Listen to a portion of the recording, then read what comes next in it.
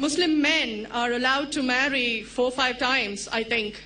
So I actually don't see any logic in this, because I believe it's one man, one woman. That's the institution of marriage. So please clarify. Thank you. As far as polygyny is concerned, a man having more than one wife, Islam is the only religion, and Quran is the only religious scripture on the face of the earth which says marry only one. There is no religious scripture besides the Quran. I'm a student of comparative religion, which says marry only one. There is no verse in the Bible, no verse in the Bhagavad Gita, no verse in the Veda which says marry only one except the Quran.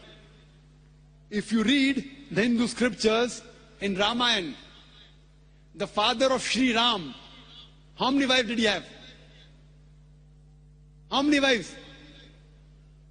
More than one? More than one. 3 wives. Fine. Shri Krishna, according to Mahabharata, how many wives he had? Unlimited. Not unlimited. You don't know your scripture well. No. Did he have 4 wives? No. I have no idea. Not 4, not 100, not 1,000, 16,108 wives. How many wives he had? 16,108. So why can't we Muslims have 4? What's the problem? When Shri Krishna can have 16,108 wives, why can't we have 4? Further, if you read the Vishnu Purana, chapter number 24, verse number 1, it says a Brahmin can have up to 4 wives. If you read the Jewish scriptures, it gives you permission to have as many wives as you wish. If you read the Christian Bible, it gives you permission to have as many wives as you wish. If you read the Bible, Abraham had 3 wives. Solomon, how many wives he had? He had 700 wives. It is later on, the church has put a ban that Christians should marry only one, not the Bible. It is the Jewish community married more than one wife. It was in 1950 that chief rabbi passed a synod that Jews should marry only one. So it is the rabbi, not the Jewish scriptures. And according to Hindu scriptures, you can marry as many as you wish. It is the Indian government in 1954 passed a law called the Hindu Special Marriage Act. Hindu Special Marriage Act, which says Hindus should marry only one. It is not the religious scripture. It is not Bhagavad Gita. It is not Ramayana. It is not Mahabharata. It is not Veda. It is the Indian Penal Code. Now, let's analyze what does the Quran say. Quran says in Surah Nisa, chapter 4, verse number 3, marry women of your choice in 2s, 3s or 4s. But if you can't do justice, marry only one. This statement, marry only one, is only given in the Quran and no other religious scripture. It says, marry women of your choice in 2s, 3s or 4s. But if you can't do justice, marry only one. So if you want to marry more than one woman, one of the criteria of the Quran is you should do justice. If you can't do justice, you should marry only one. Now, what are the reasons, logical reasons a person can think that why has Islam permitted certain men to have more than one wife? Many non-Muslims think it is fard, it is compulsory for a Muslim man to have more than one woman, to have more than one wife. It's not compulsory, it's optional. It's not fard, it's not compulsory. Have you heard of Dharminder? Yeah. How many wives he has? 2. Muslim or non-Muslim? Non-Muslim. Non-Muslim. Your previous chief minister, what's the name? Jayalalitha. Yes. Hindu or Muslim? Hindu or Muslim? Hindu. Hindu, fine. Now these are famous personalities. Fine. How many famous personalities you know in India who have got more than one wife? Now let us understand what are the logical reasons. Come back to logic now. Now, by nature, if you ask any medical doctor, he will tell you, male and female are born in equal proportion. Girls and boys are born in equal proportion. But any medical doctor, any pediatrician, any children doctor will tell you that the female sex, the female child is stronger than the male child. That is the reason there are more deaths in the male children as compared to female children. So in children's age itself, the female children are much more than the male children. As life goes on, there are people dying due to accidents, due to alcoholism, due to war. There are more males dying as compared to females. Today, if you analyze in the world, there are more females in the world as compared to males. There are few third world countries like India where the male population is more than the female population. And do you know why? The reason is because of female feticide and female infanticide. According to an article, a program which came on BBC by the name Let Her Die, the program was assignment.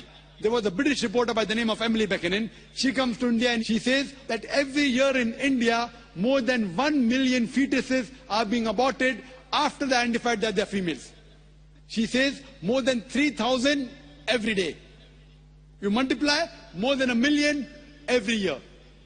According to the Tamil Nadu government hospital report, she gives the statistics, out of 10 female born alive, do you know how many are put to death? 4. Sister, did you know that? Tamil Nadu, your state, your beloved state, according to the government statistics, out of 10 females born alive in the government hospital, 4 are put to death. There are billboards put in Rajasthan and here, which says that spend 500 rupees and save 500,000 rupees. You know what does it indicate? Spend 500 rupees, do ultrasonography, do amniocentesis, identify the child you're carrying is a female, abort her, and save 5 lakh rupees, 500,000 rupees. Maybe a couple of 100,000 upbringing her, and the remaining 100,000 in dowry. If you stop this evil practice in India, our beloved country, stop the female infanticide, stop the female feticide. Even in India, the population of female will be more than the male population. If you see the rest of the world, if you see New York alone, there are 1 million females more than males. In USA alone, there are 7.8 million females more than males.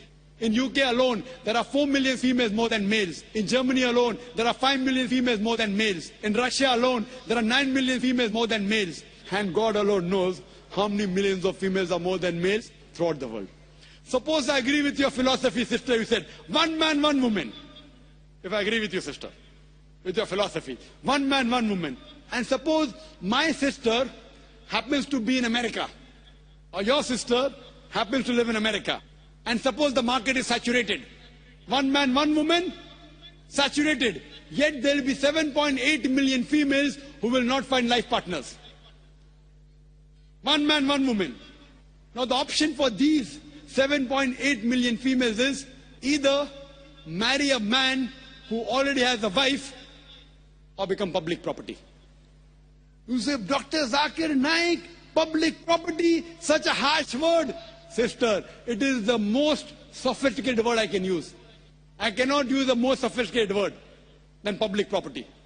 According to the statistics of America, do you know, on an average, a man, before he settles down with a wife, he has 8 different sexual partners. Do you know that? On average, 8. Some may have 1, some may have 10, some may have 20. 8 sexual partners before he settles down with one.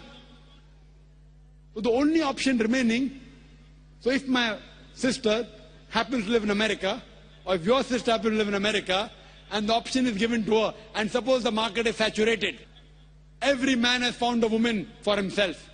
And unfortunately, if my sister, or if your sister happens to be one of the women who has not found a life partner, the only option for them is either marry a man who already has a wife or become public property. Any modest woman would opt for the first.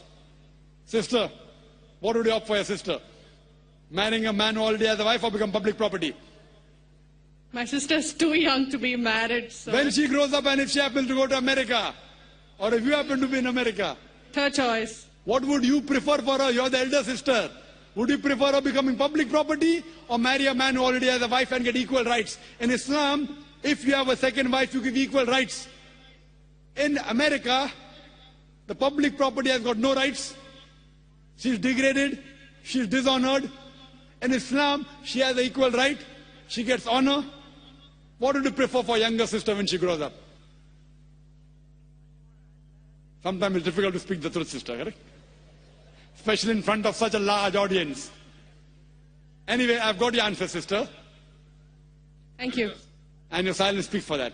So that's the reason in Islam, sister, men have been allowed to marry more than one wife is to protect the woman, not to degrade her.